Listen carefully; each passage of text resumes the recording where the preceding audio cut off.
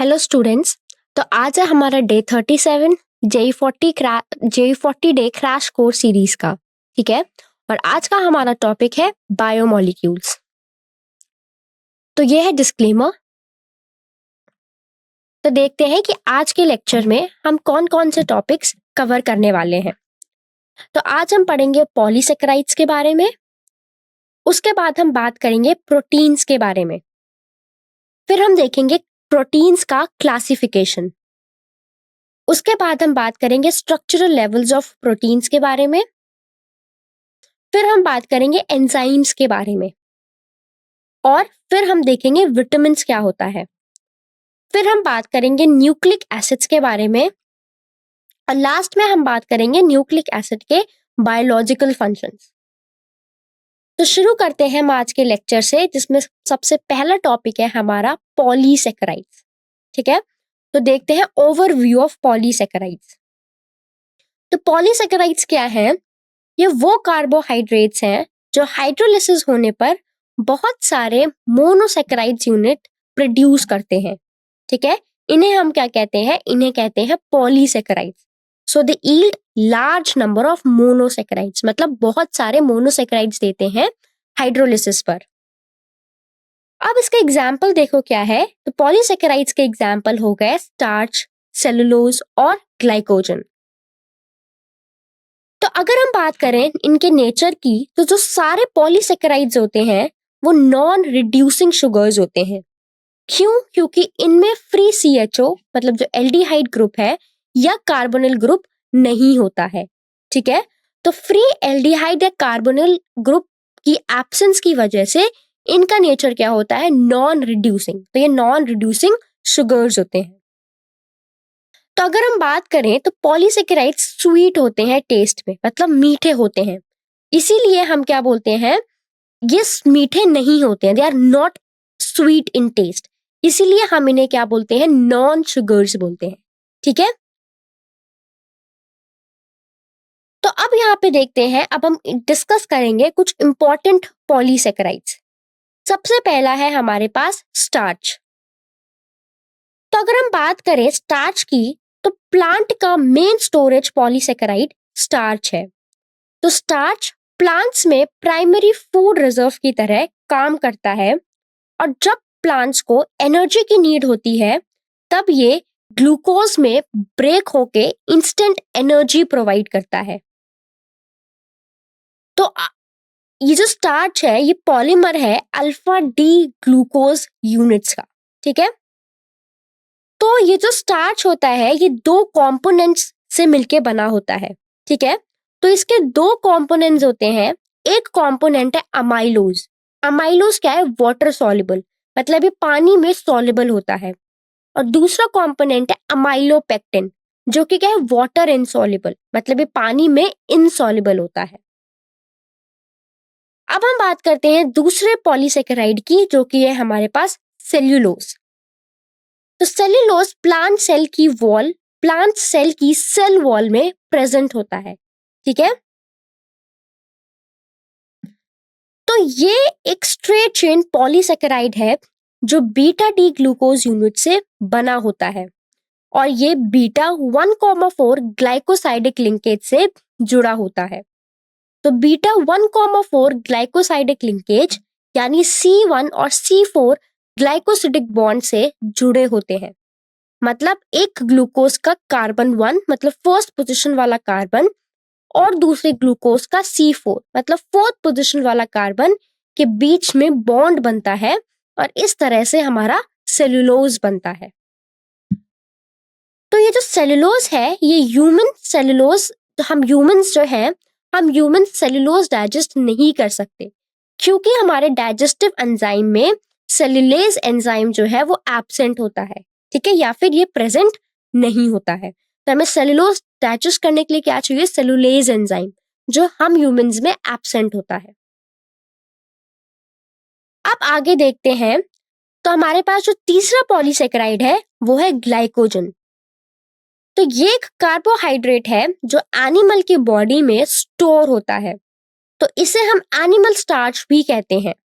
ये liver, muscles और brain में प्रेजेंट होता है। तो ग्लाइकोजन जो है ये अल्फा डी ग्लूकोज का कंडेंसेशन पॉलीमर होता है।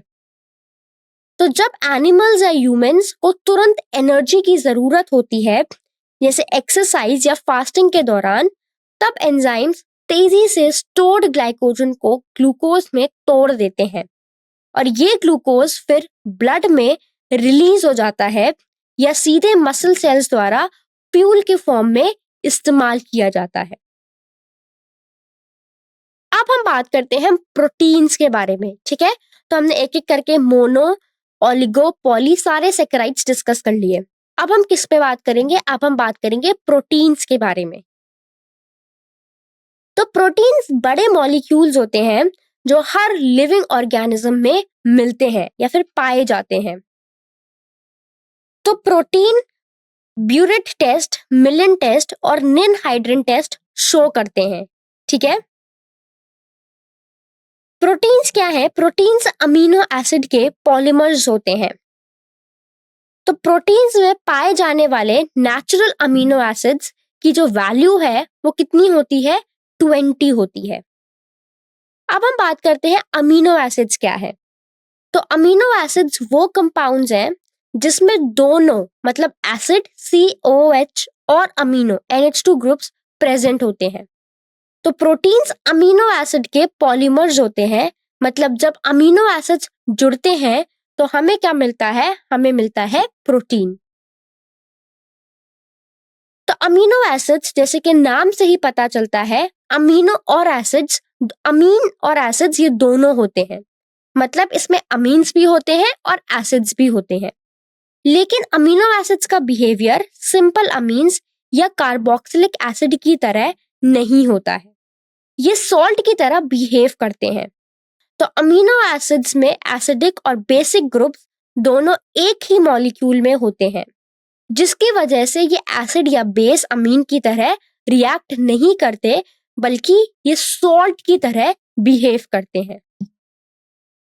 तो यहाँ पे आप डायग्राम देख सकते हो, यहाँ पे हमारे पास क्या है, देखो ये हमारे पास है RCH, इससे NH2 ग्रुप जुड़ा है, COOH, ठीक है। तो यहाँ पे अगर हम देखेंगे तो ये ग्रुप क्या है? इंटर कन्वर्टेबल होता है। किसमें? यहाँ पे देखो नाइट्रोजन पे पॉजिटिव चार्ज आएगा और ऑक्सीजन पे क्या आएगा? नेगेटिव चार्ज आएगा। इस वाले फॉर्म को हम क्या बोलते हैं? ज्विटर आयन बोलते हैं। तो ज्विटर आयन एक ऐसा आयन होता है जिसमें नेगेटिव और पॉजिटिव चार्ज एक ही मॉलिक्यूल में प्रेजेंट होते हैं। जैसे कि देखो यहाँ पे पॉजिटिव चार्ज भी प्रेजेंट है और नेगेटिव चार्ज भी प्रेजेंट है। तो नेगेटिव और पॉजिटिव चार्ज जो है वो एक ही मॉलिक्यूल में प्रेजेंट होते हैं। तो अमीनो एसिड में इंटरनल प्रोटॉन ट्रांसफर होता है और ज्विटर आयन में ये कन्वर्ट हो जाते हैं, ठीक है। अब एक पर्टिकुलर मीडियम के सर्टेन pH पर स्ट्रक्चर डायपोलर आयन की तरह बिहेव करते हैं, जिसे ज्विटर आयन भी बोलते हैं। तो इस pH को अमीनो एसिड का आइसोइलेक्ट्रिक पॉइंट कहते हैं। तो जब हम इसमें करंट पास करते हैं तो ज्विटर आयन किसी भी इलेक्ट्रोड की तरफ नहीं जाता, क्योंकि इसमें दोनों आयन्स होते हैं, पॉजिटिव भी और नेगेटिव भी। तो डायपोलर भी इसी वजह से कहते हैं, क्योंकि इसमें पॉजिटिव और नेगेटिव चार्जेस दोनों प्रेजेंट होते हैं, ठीक है। तो अब हम बात करते हैं अमीनो एसिड्स के क्लासिफिकेशन पर। तो इनकी सिंथेसिस के बेसिस पर अमीनो एसिड्स को हम दो क्लास में डिवाइड कर सकते हैं।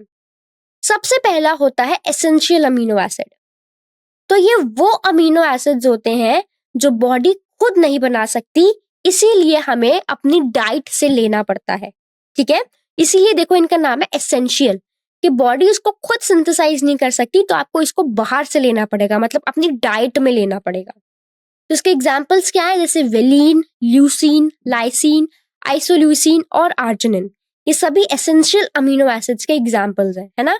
तो आपको इसके एग्जाम्पल्स अच्छे से पता होने चाहिए, क्योंकि कई बार आपको ऑप्शंस दिए जाते हैं और आपसे पूछा जाता है कि एसेंशियल कौन है और नॉन एसेंशियल कौन है, ठीक है। तो एसेंशियल हमने पढ़ा, अब नॉन एसेंशियल क्या है? नॉन एसेंशियल क्या है कि ये हमारी बॉडी इन्हें खुद सिंथेसाइज कर सकती है, हमें इनको डाइट में मतलब बाहर डाइट से लेने की जरूरत नहीं होती है। इसके एग्जाम्पल्स है glycine, alanine, glutamic acid, aspartic acid, ठीक है। तो ये सभी क्या है, ये नॉन एसेंशियल अमीनो एसिड्स हैं। अब हम बात करते हैं पेप्टाइड और पेप्टाइड लिंकेज के बारे में। तो प्रोटीन्स का basic structural unit alpha amino acid होता है।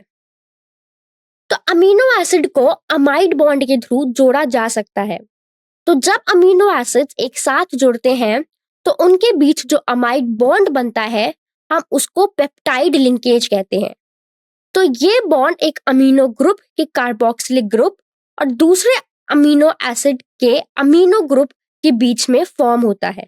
ठीक है, तो इस प्रोसेस को हम क्या बोलते हैं, कंडेंसेशन रिएक्शन भी बोलते हैं, क्योंकि इसमें एक मॉलिक्यूल वाटर जो है वो रिलीज करता है। तो पेप्टाइड जो है वो छोटे चेन होते हैं जो अमीनो एसिड्स के जुड़ने से बनते हैं, और पेप्टाइड बॉन्ड उन अमीनो एसिड्स को जोड़ने वाले केमिकल बॉन्ड है। ठीक है, तो यहाँ पे देखो एग्जाम्पल में, जैसे कि अब यहाँ पे देखो बताया गया है कि पेप्टाइड लिंकेज कैसे बनेगा। तो ये देखो हमारे पास एक अमीनो एसिड है ना, इसमें एक NH2 ग्रुप प्रेजेंट है, एक COOH ग्रुप प्रेजेंट है, और ये दूसरा अमीनो एसिड है जहाँ पे भी एक NH2 ग्रुप प्रेजेंट है और एक COOH ग्रुप प्रेजेंट है। तो हमने जब इन दोनों को आपस में रिएक्ट करवाया तो हमारे पास क्या हुआ, यहाँ पे डिहाइड्रेशन हुआ, मतलब वाटर मॉलिक्यूल निकलेगा। ठीक है, तो यहाँ पे देखो क्या होता है कि यहाँ पे क्या निकलता है, H2 जो है वो यहाँ से निकल जाता है।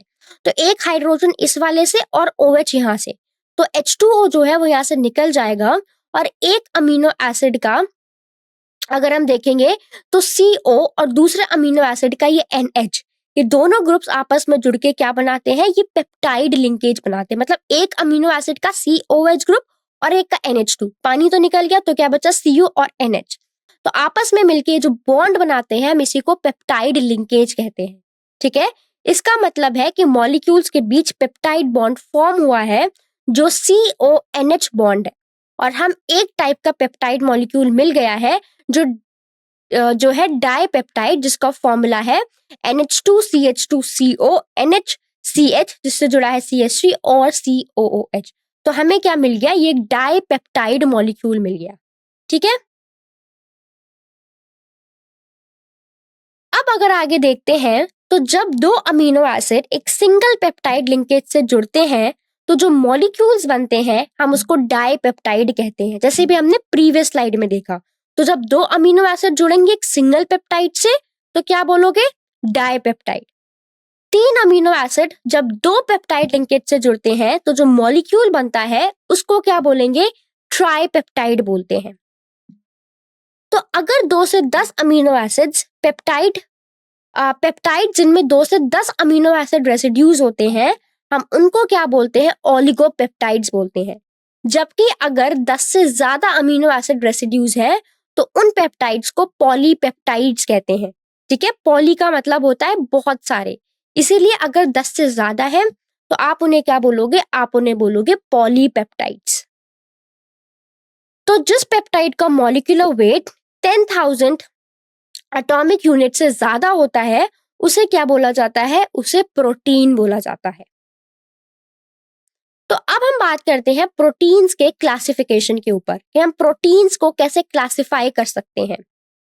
तो प्रोटीन्स को उनकी मॉलिक्यूलर शेप के बेसिस पर हम दो टाइप्स में क्लासिफाई कर सकते हैं। सबसे पहला आता है फाइब्रस प्रोटीन्स। तो फाइब्रस प्रोटीन्स क्या है, तो पॉलीपेप्टाइड चेन्स मिलके एक फाइबर जैसा स्ट्रक्चर बनाती हैं, जैसे केराटिन और मायोसिन में होता है। तो केराटिन और मायोसिन में पॉलीपेप्टाइड चेन फाइब्रस स्ट्रक्चर में होती हैं। इनमें लंबी धागे जैसी पॉलीपेप्टाइड चेन्स होती हैं जो एक दूसरे के पैरेलल चलती हैं, जिसकी वजह से शीट जैसी स्ट्रक्चर जो है वो फॉर्म होती है, और ये आमतौर पर पानी में इनसॉल्युबल होता है। ठीक है, मतलब पानी में ये सॉल्युबल नहीं होता है। और वहीं पे अगर हम बात करें दूसरे टाइप के प्रोटीन की तो वो है ग्लोबुलर प्रोटीन। अब ग्लोबुलर प्रोटीन क्या है, ये स्ट्रक्चर तब बनता है जब पॉलीपेप्टाइड चेन्स एक दूसरे के अराउंड कॉइल हो जाती हैं और एक स्फेरिकल शेप बना लेती हैं। ये यूजुअली पानी में सॉल्युबल होता है, जैसे कि ग्लोबुलर प्रोटीन्स। इसके एग्जाम्पल क्या है, जैसे कि इंसुलिन और एल्ब्यूमिन। तो इंसुलिन और एल्ब्यूमिन ग्लोबुलर प्रोटीन्स के दो एग्जाम्पल्स हैं, और केराटिन और मायोसिन फाइब्रस प्रोटीन्स के एग्जांपल्स हैं, है ना। तो कई बार एमसीक्यूज में पूछा जाता है, आपको 4 ऑप्शंस दिए हैं और कोई भी फाइब्रस पूछ लेगा उसमें से, तो आपको पता होना चाहिए फाइब्रस के एग्जांपल्स क्या है और ग्लोबुलर के एग्जांपल्स क्या है। अब हम बात करते हैं स्ट्रक्चरल लेवल्स ऑफ प्रोटीन्स के बारे में। तो प्रोटीन का स्ट्रक्चर और शेप 4 अलग अलग लेवल्स के होते हैं, ठीक है। एक एक करके इन सभी को समझते हैं। सबसे पहला जो सबसे सिंपल स्ट्रक्चर होता है वो होता है प्राइमरी स्ट्रक्चर। तो प्राइमरी प्रोटीन की प्राइमरी स्ट्रक्चर में पॉलीपेप्टाइड प्रेजेंट होता है, जिनमें अमीनो एसिड एक स्पेसिफिक सीक्वेंस में जुड़े होते हैं। तो अगर हम प्राइमरी स्ट्रक्चर को चेंज करते हैं तो हमें नया प्रोटीन मिलता है, ठीक है। तो प्राइमरी स्ट्रक्चर में याद रखो कि जो अमीनो एसिड्स होंगे वो एक पॉलीपेप्टाइड चेंज में एक स्पेसिफिक सीक्वेंस में जुड़े हुए होंगे, ठीक है, और स्ट्रक्चर चेंज करने से एक नया प्रोटीन मिलेगा। वही अगर हम सेकेंडरी स्ट्रक्चर की बात करें तो पॉलीपेप्टाइड चेन्स हाइड्रोजन बॉन्ड के थ्रू इसमें जुड़ी हुई होती हैं। तो ये हाइड्रोजन बॉन्डिंग पेप्टाइड बॉन्ड के कार्बोनिल और NH ग्रुप्स के बीच होती है। तो पॉलीपेप्टाइड के बैकबोन में फोल्डिंग होने की वजह से इनमें भी 2 तरह के स्ट्रक्चर्स जो है वो डेवलप होती हैं। एक स्ट्रक्चर होता है अल्फा हेलिक्स और दूसरा होता है बीटा प्लीटेड शीट्स, ठीक है। तो एक शीट स्ट्रक्चर होता है और एक क्या होता है, हेलिक्स स्ट्रक्चर। तो याद रखो सेकेंडरी स्ट्रक्चर्स में क्या इन्वॉल्व होता है, हाइड्रोजन बॉन्ड्स, और 2 टाइप्स के हैं, एक अल्फा हेलिक्स और एक होता है बीटा प्लीटेड। तीसरा आता है टर्शरी स्ट्रक्चर। देखो जैसे हम प्राइमरी, सेकेंडरी, टर्शरी, क्वाटर्नरी, जैसे हम नीचे जाते हैं इनका स्ट्रक्चर और ज्यादा कॉम्प्लेक्स होता जाता है। तो टर्शरी में अगर हम बात करें तो उसमें प्रोटीन का टर्शरी स्ट्रक्चर होता है। तो ये पॉलीपेप्टाइड चेन्स के ओवरऑल फोल्डिंग को रिप्रेजेंट करती है। तो इसमें polypeptide bond, hydrogen bond, disulphide link, van der Waals forces और इलेक्ट्रोस्टैटिक फोर्सेस, ये सभी टाइप के ये इसमें प्रेजेंट होते हैं, ठीक है। तो इसमें 2 मेन मॉलिक्यूलर शेप्स होती हैं, एक होता है फाइब्रस और एक होता है ग्लोबुलर, जो अभी हम पढ़ चुके हैं। लास्ट और चौथा स्ट्रक्चर आता है क्वाटर्नरी स्ट्रक्चर, जो और सबसे ज्यादा कॉम्प्लेक्स होता है। तो ये स्ट्रक्चर 2 या उससे ज्यादा पॉलीपेप्टाइड चेन से मिलकर बनता है, जो सब यूनिट्स के रूप में क्लासिफाई किया जा सकता है। तो ये सब यूनिट्स एक दूसरे के रेस्पेक्ट में स्पेशली अरेंज यानी 3D अरेंजमेंट होता है, ठीक है। तो आपको ये सभी लेवल्स जो है वो पता होने चाहिए प्रोटीन्स के। अब हम बात करते हैं डीनेचुरेशन ऑफ प्रोटीन्स के बारे में। तो ये डीनेचुरेशन क्या होता है? तो डीनेचुरेशन के दौरान प्रोटीन की सेकेंडरी और टर्शरी स्ट्रक्चर डिस्ट्रॉय हो जाती है, जबकि जो प्राइमरी स्ट्रक्चर है वो इंटैक्ट रहती है, मतलब वैसी ही रहती है, उसमें कोई भी चेंज नहीं आता है, ठीक है। तो जब हाइड्रोजन बॉन्ड में डिस्टरबेंस होता है एसिड, हीट या अल्कोहल की वजह से, तो ये जो ग्लोब्यूल्स हैं ये अनफोल्ड हो जाते हैं। तो इसमें क्या होता है, अनफोल्डिंग ऑफ ग्लोब्यूल्स, ठीक है। तो इस तरीके से हेलिक्स भी क्या होता है हमारे पास, अनकॉइल हो जाता है, ठीक है, जब टेम्परेचर या पीएच में चेंज आता है। तो इस वजह से प्रोटीन अपनी बायोलॉजिकल एक्टिविटी खो देता है। तो इसी चीज को बोला जाता है प्रोटीन का डीनेचुरेशन, ठीक है। अब हम चलते हैं अपने अगले टॉपिक पे, जो कि है हमारे पास एंजाइम्स। अब एंजाइम्स क्या है? तो ऑलमोस्ट सारे एंजाइम्स ग्लोबुलर प्रोटीन्स होते हैं। तो एंजाइम्स बायोलॉजिकल कैटलिस्ट का काम करते हैं, यानी ये रिएक्शन फास्ट कर देते हैं बिना खुद कंज्यूम हुए। तो ये एंजाइम्स किसी पर्टिकुलर रिएक्शन या सबस्ट्रेट के लिए बहुत स्पेसिफिक होते हैं।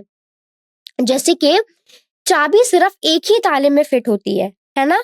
तो हर एंजाइम में एक यूनिक शेप की एक्टिव साइट इन्वॉल्व होती है, जो सिर्फ एक ही स्पेसिफिक सबस्ट्रेट मॉलिक्यूल से मिलता है।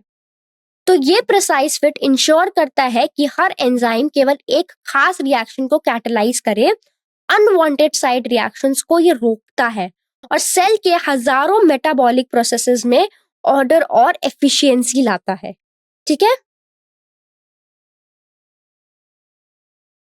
तो एंजाइम्स जो है, एंजाइम इनहिबिटर्स इनऑर्गेनिक आयंस या कॉम्प्लेक्स ऑर्गेनिक मॉलिक्यूल्स होते हैं, जो एंजाइम के काम में रुकावट डालकर एंजाइम कैटलिस्ट रिएक्शन की एक्टिविटी को कम कर देते हैं। तो ये क्या करते हैं, ये एंजाइम से बाइंड होते हैं और सबस्ट्रेट को जुड़ने से रोक देते हैं, या फिर एंजाइम्स की शेप बदल देते हैं, जिसकी वजह से उनकी जो कैटालिटिक एक्टिविटी है वो क्या होती है, घट जाती है। तो जब हाइड्रोजाइलेज और ट्रायोसाइनेज एंजाइम्स की कमी होती है, तब फिनाइल कीटोयूरिया की जो कॉन्जेनिटल डिसीज है और एल्बिनिज्म है, ये डिसीज हमें क्या है, ये हमें हो सकते हैं। ठीक है, तो ध्यान रखो कि जब भी आपको फिनाइल एलानिन हाइड्रोक्सिलेज और ट्रायोसाइनेज की कमी होगी तो आपको एल्बिनिज्म और फिनिल कीटोन्यूरिया ऐसे डिसीजेस आपको हो सकते हैं। अगला टॉपिक है हमारे पास विटामिन्स।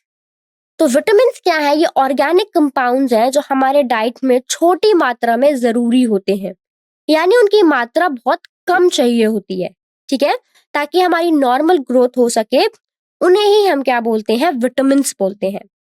तो वो न्यूट्रिशनल सप्लीमेंट्स जो खाने में छोटी मात्रा में चाहिए होते हैं ताकि नॉर्मल ग्रोथ और हेल्थ के लिए मेंटेन हो सके। ठीक है, वो ही हमारे पास क्या है, विटामिन्स। अब प्रोवाइटामिन्स क्या है, ये वो बायोलॉजिकली इनएक्टिव कंपाउंड्स होते हैं जिनकी स्ट्रक्चर विटामिन्स के जैसे होती है और ये आसानी से एक्टिव विटामिन्स में कन्वर्ट हो जाते हैं। जैसे बीटा कैरोटीन विटामिन ए को प्रोवाइटामिन, जो विटामिन ए का प्रो विटामिन है। ठीक है, मतलब अगर हम बीटा कैरोटीन को उसकी एक्टिव फॉर्म में कन्वर्ट कर दें तो वो विटामिन ए की तरह काम करेगा, यानी बीटा कैरोटीन और विटामिन ए की सिमिलर स्ट्रक्चर होती है। अब हम देखो अलग अलग विटामिन्स के बारे में बात करते हैं। सबसे पहला होता है फैट और ऑयल सॉल्युबल विटामिन्स। इसके एग्जाम्पल क्या है, vitamin A, vitamin D, vitamin E और विटामिन के।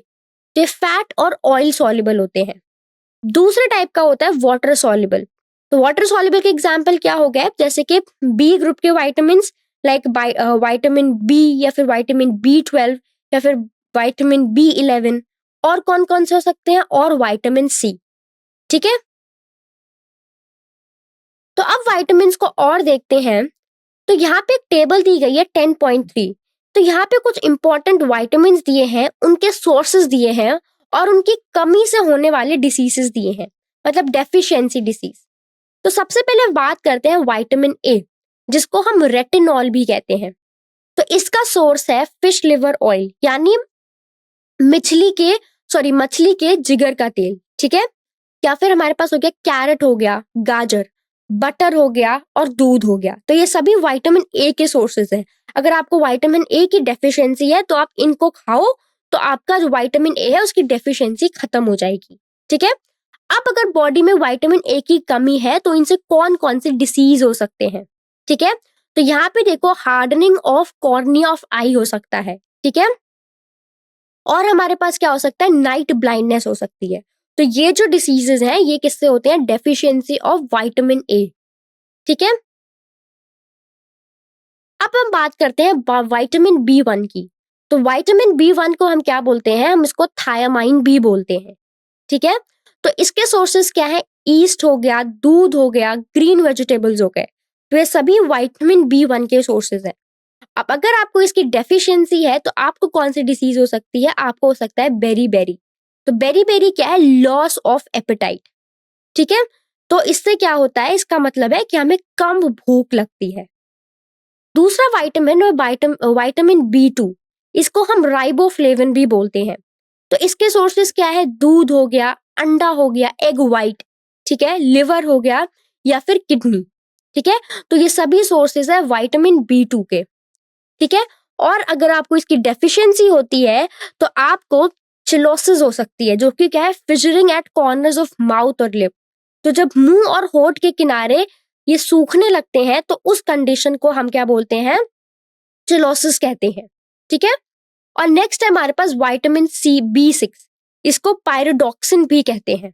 इसका सोर्स हो गया ईस्ट, मिल्क, एग यॉक या फिर सीरियल्स।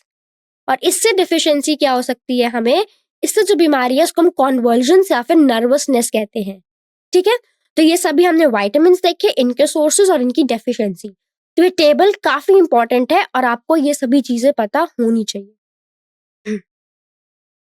अब आगे अगर हम बात करते हैं, फर्दर ये टेबल देखते हैं, तो देखो नेक्स्ट विटामिन क्या है हमारे पास, विटामिन B12। ठीक है, इसको साइनोकोबालामाइन भी कहते हैं। ठीक है, तो इसमें अगर हम देखें तो इसके सोर्सेस क्या है, मीट हो गया, फिश हो गया, एग हो गया या फिर कर्ड हो गया।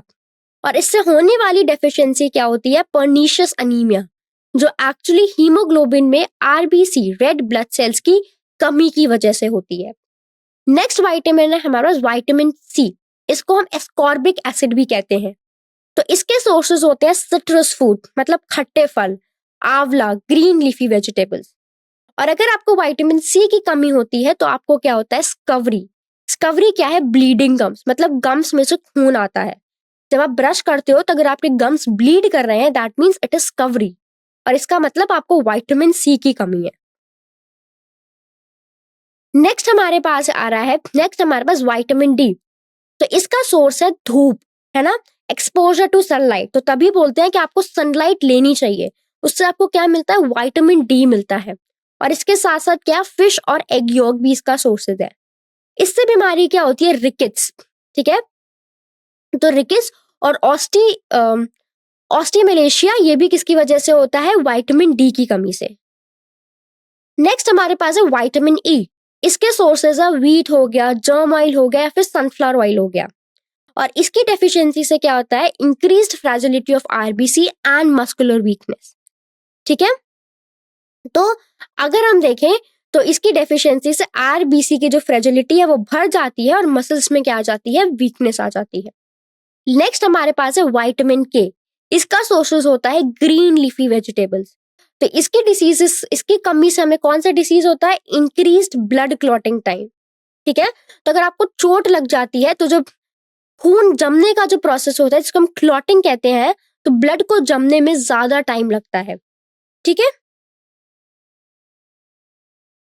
अब हम बात करते हैं न्यूक्लिक एसिड्स के बारे में। तो न्यूक्लिक एसिड्स क्या है, ये सेल की जेनेटिक इंफॉर्मेशन के केमिकल कैरियर की तरह काम करते हैं। तो न्यूक्लिक एसिड्स में सेल की जेनेटिक इंफॉर्मेशन केमिकली प्रेजेंट होती है जो आगे ट्रांसफर होती है। तो न्यूक्लिक एसिड प्रोटीन की बायोसिंथेसिस के लिए जिम्मेदार होते हैं। अब न्यूक्लिक एसिड्स न्यूक्लियोटाइड्स के बायोलॉजिकल पॉलीमर्स हैं। तो न्यूक्लियोटाइड में डीऑक्सीराइबो शुगर, फॉस्फेट और नाइट्रोजनस बेस होता है। तो न्यूक्लियोसाइड्स में क्या है, न्यूक्लियोसाइड्स में डीऑक्सीराइबो शुगर और नाइट्रोजनस बेस होता है। और न्यूक्लियोसाइड तब बनता है जब बेस शुगर के 1' प्राइम पोजीशन पर जुड़ती है। तो न्यूक्लियोसाइड में हमारे पास डीऑक्सीराइबो शुगर और नाइट्रोजनस बेस है। तो न्यूक्लियोसाइड में शुगर के कार्बन को 1 प्राइम, 2 प्राइम, 3 प्राइम ऐसे नंबरिंग दी जाती है ताकि उनके बेस के कार्बन से अलग हम उनको पहचान सकें। और जब न्यूक्लियोसाइड के 5th prime position sugar moiety के साथ फॉस्फोरिक एसिड से जुड़ता है, तब हमें क्या मिलता है, न्यूक्लियोटाइड मिलता है। ठीक है, तो ये कॉन्सेप्ट न्यूक्लियोसाइड और न्यूक्लियोटाइड की बेसिक डेफिनेशन ये बहुत इंपॉर्टेंट है, आपको पता होना चाहिए न्यूक्लियोसाइड में क्या क्या है और न्यूक्लियोटाइड में क्या क्या है। तो न्यूक्लियोटाइड्स एक दूसरे से फॉस्फोडाइस्टर बॉन्ड के थ्रू जुड़े होते हैं जो पेंटोज शुगर के 5 प्राइम और 3 प्राइम कार्बन के बीच में होता है। अब हम बात करते हैं न्यूक्लिक एसिड के टाइप्स की। तो न्यूक्लिक एसिड्स हमारे पास 2 तरीके के होते हैं। ये सबसे पहला है DNA, डीऑक्सीराइबो न्यूक्लिक एसिड। तो DNA न्यूक्लियोटाइड का पॉलीमर है और न्यूक्लियोटाइड का कॉम्पोजिशन क्या है, अभी हमने बताया, deoxyribo sugar plus phosphate plus nitrogenous base. ठीक है, और DNA क्या है, ये जेनेटिक मटेरियल है। ठीक है, और ये जेनेटिक इंफॉर्मेशन हमारे DNA में स्टोर होती है। अब अगर हम DNA की बात करें तो ये डबल हेलिकल स्ट्रक्चर होता है जो 2 हेलिकल स्ट्रिप्स से बना होता है। ठीक है, तो DNA में 4 तरीके के बेस होते हैं, एडेनिन, गुआनिन, साइटोसिन और थाइमीन। तो इसमें क्या होता है, अगर हम बात करें एडेनिन और गुआनिन को, तो हम इनको प्योरीन्स के अंदर क्लासिफाई करते हैं। वहीं अगर हम बात करें थाइमीन्स और साइटोसिन की, तो हम इनको पिरिमिडीन्स के अंदर क्लासिफाई करते हैं। ठीक है, तो डीएनए में मैंने बताया 4 बेसिस है और 2 हेलिकल स्ट्रैंड्स के बीच में हाइड्रोजन बॉन्डिंग प्रेजेंट होती है। तो जो ए है एडेनिन, वो थाइमीन से जुड़ता है 2 हाइड्रोजन बॉन्ड्स के थ्रू, और जो साइटोसिन है वो गुआनिन से जुड़ता है 3 हाइड्रोजन बॉन्ड्स के थ्रू। ठीक है, नेक्स्ट हमारे पास है आरएनए, राइबोन्यूक्लिक एसिड। तो ये भी न्यूक्लियोटाइड यूनिट का पॉलीमर है, लेकिन न्यूक्लियोटाइड यूनिट्स में डीऑक्सीराइबोज शुगर की जगह यहाँ पे कौन सी शुगर प्रेजेंट होगी? यहाँ पे हमारे पास होगी राइबोज शुगर। तो आरएनए में बेसिस क्या है? एडेनिन, गुआनिन, साइटोसिन और यूरेसिल। देखो थाइमीन डीएनए से सिमिलर होते हैं सिर्फ एक को छोड़ के। डीएनए में क्या होता है? एटीजीसी। यहाँ पे क्या होता है? एयूजीसी। मतलब थाइमीन की जगह आरएनए में क्या प्रेजेंट होगा? यूरेसिल प्रेजेंट होगा। ठीक है, अब आरएनए भी हमारे पास 3 टाइप के होते हैं, मैसेंजर आरएनए, राइबोसोमल आरएनए और ट्रांसफर आरएनए। मैसेंजर आरएनए को हम एमआरएनए बोलते हैं, राइबोसोमल को आरआरएनए और ट्रांसफर आरएनए को टीआरएनए। ठीक है, तो ये अलग अलग फंक्शंस परफॉर्म करते हैं। एमआरएनए डीएनए की जेनेटिक इंफॉर्मेशन को, जेनेटिक इंस्ट्रक्शंस को राइबोसोम तक पहुंचाता है जहां प्रोटीन बनता है, और टीआरएनए एमआरएनए के कोड के हिसाब से सही अमीनो एसिड को राइबोसोम तक लाता है, और आरआरएनए राइबोसोम का मेन हिस्सा बनता है और अमीनो एसिड के बीच पेप्टाइड बॉन्ड्स बनाने में मदद करता है, जिससे प्रोटीन चेन बनती है। ठीक है, तो इन तीनों का फंक्शन जो है वो अलग अलग होता है। अब हम डीएनए और आरएनए को कंपेयर करते हैं। तो बायोलॉजिकल लेवल पर न्यूक्लिक एसिड्स के क्या क्या फंक्शंस हैं? तो जब सेल डिवीजन होता है डीएनए में, तो उसमें सेल्फ डुप्लीकेशन यानी खुद की कॉपी बनाने की एबिलिटी होती है, और यही सिमिलर डीएनए डॉटर सेल में ट्रांसफर हो जाती है। मतलब identical DNA strands daughter cell को मिलते हैं, सेल्फ डुप्लीकेट हो जाता है। इसी तरीके से डीएनए हजारों सालों तक अलग अलग स्पीशीज की पहचान बनाए रखने के लिए रिस्पॉन्सिबल है, क्योंकि ये जेनेटिक इंफॉर्मेशन को स्टोर करते हैं। इसी वजह से डीएनए अलग अलग ऑर्गेनिज्म की स्पीशीज की आइडेंटिटी की इंफॉर्मेशन को लाखों सालों तक स्टोर करने के लिए रिस्पॉन्सिबल होते हैं। अब आरएनए की बात करें तो आरएनए मॉलिक्यूल सेल के अंदर अलग अलग तरह के प्रोटीन्स सिंथेसाइज करते हैं, लेकिन किस पर्टिकुलर टाइप का प्रोटीन का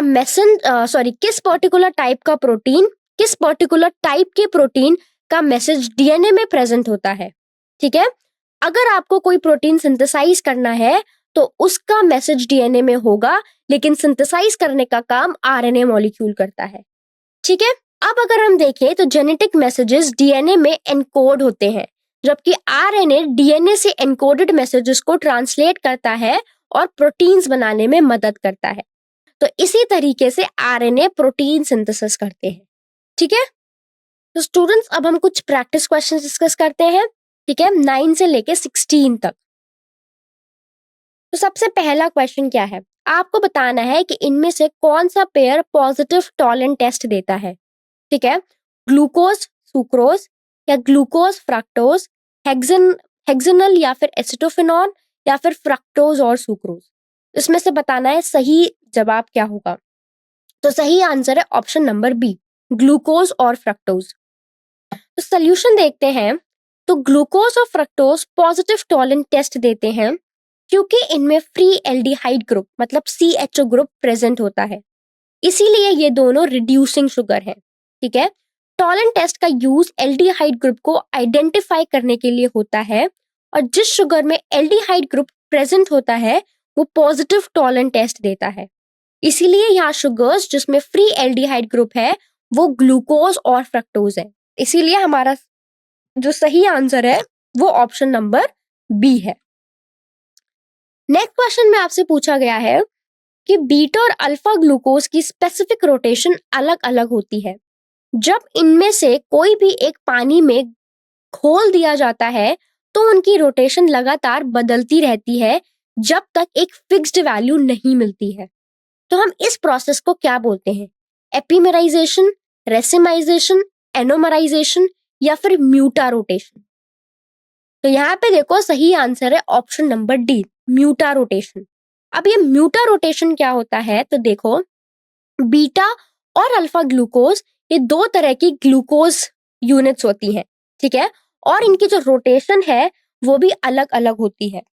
तो जब इनमें से कोई भी पानी में घोला जाता है तो उनकी रोटेशन चेंज होती रहती है जब तक ये फिक्स्ड वैल्यू ऑफ रोटेशन तक नहीं पहुंच जाती, और वो फिक्स्ड वैल्यू क्या है, +52.5 डिग्री। तो इसी प्रोसेस को हम क्या बोलते हैं, म्यूटा रोटेशन बोलते हैं। तो इसीलिए इसका सही आंसर है option number D. Next question में क्या पूछा गया है कि इनमें से कौन सा स्टेटमेंट ग्लूकोज के बारे में गलत है, is not true about glucose. सबसे पहला है ये एक एल्डोहेक्सोस है। दूसरा है कि जब आप इसको हीट करते हो HI के साथ तो ये एन हेक्सेन देता है। नेक्स्ट ये है कि ये फ्यूरानोस फॉर्म में प्रेजेंट होता है। और लास्ट ये है ये 2,4 DNP टेस्ट देता है। तो बताओ इसमें से गलत स्टेटमेंट कौन सी है। स्टेटमेंट जो गलत है वो है ऑप्शन नंबर सी कि ये फ्यूरानोस फॉर्म में प्रेजेंट होता है। तो ग्लूकोज के साइक्लिक स्ट्रक्चर को हैवॉर्थ प्रोजेक्शन में पायरानोज रिंग के रूप में दिखाया जाता है, ठीक है, तो फ्यूरानोज रिंग के रूप में नहीं। फ्यूरानोज किसमें, फ्रक्टोज के फॉर्म में होता है, फ्रक्टोज में प्रेजेंट होता है, बल्कि ग्लूकोज में क्या होता है, पायरानोज रिंग होती है। तो ग्लूकोज अपने साइक्लिक स्ट्रक्चर में पायरानोज रिंग के फॉर्म में प्रेजेंट होता है। तो पायरानोज शब्द पायरन से आया है। पायरन क्या है, एक 6 मेंबर्ड साइक्लिक ईथर है। तो पायरानोज शब्द इसी से निकला है और ग्लूकोज के स्ट्रक्चर भी इसी तरीके का होता है, ठीक है। इसीलिए इसमें से गलत स्टेटमेंट क्या थी कि ये किस में प्रेजेंट होता है, ये फ्यूरानोज फॉर्म में प्रेजेंट होता है। बाकी जो भी स्टेटमेंट थी वो सारी सही थी, ठीक है। नेक्स्ट देखो, नेक्स्ट में पूछा गया है कि इन्वर्ट शुगर किसका इक्विमोलर मिक्सचर है। D glucose, D galactose, D glucose, D fructose, D glucose, D mannose, या फिर डी ग्लूकोज और डी राइबोज। तो बताना है इसमें से सही जवाब क्या होगा। इसका सही आंसर है option number B, D glucose और डी फ्रक्टोज। तो डी प्लस सुक्रोज जिसे हम इन्वर्टेड शुगर कहते हैं, ये एक इक्विमोलर मिक्सचर है डी प्लस ग्लूकोज और डी माइनस फ्रक्टोज का, ठीक है। तो डी प्लस ग्लूकोज और डी माइनस फ्रक्टोज मिलके डी प्लस सुक्रोज बनाते हैं और दोनों ही इक्विमोलर मिक्सचर में प्रेजेंट होते हैं। अब देखो यहाँ पे डी प्लस सुक्रोज को ही इन्वर्ट शुगर बोला जाता है, ठीक है। क्यों, क्योंकि सुक्रोज जो कि डेक्स्ट्रोरोटेटरी है, तो हाइड्रोलिसिस होने पर डी ग्लूकोज जो डेक्स्ट्रोरोटेटरी है और डी फ्रक्टोज जो स्ट्रॉन्गली लीवर रोटेटरी है, ये प्रोड्यूस करता है। क्योंकि फ्रक्टोज की लीवर रोटेशन ग्लूकोज की डेक्स्ट्रो रोटेशन से ज्यादा होती है, इसीलिए हाइड्रोलिसिस के बाद सुक्रोज का ओवरऑल ऑप्टिकल रोटेशन इन्वर्ट हो जाता है। इसीलिए इसे इन्वर्ट शुगर कहा जाता है, क्योंकि रोटेशन का साइन इन्वर्ट हो जाता है। तो इसीलिए हमारा सही आंसर क्या है, option number B, D glucose और डी फ्रक्टोज। नेक्स्ट क्वेश्चन हमसे पूछा गया है कि इसमें से बताना है कि biuret test is not given by, कौन ब्यूरेट टेस्ट नहीं देता है, कार्बोहाइड्रेट, पॉलीपेप्टाइड, यूरिया या प्रोटीन। तो सही आंसर है ऑप्शन नंबर ए, कार्बोहाइड्रेट्स। तो जिस कंपाउंड में पेप्टाइड बॉन्ड यानी NHCO बॉन्ड प्रेजेंट होता है, सिर्फ वही कंपाउंड्स है वो ब्यूरेट टेस्ट देते हैं।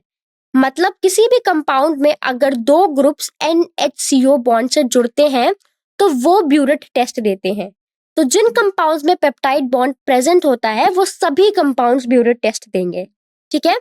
लेकिन अगर हम कार्बोहाइड्रेट्स की बात करें, जो शुगर्स है, शुगर्स में कौन सा बॉन्ड है, पेप्टाइड बॉन्ड होता है, इसीलिए वो ब्यूरेट टेस्ट नहीं शो करते हैं।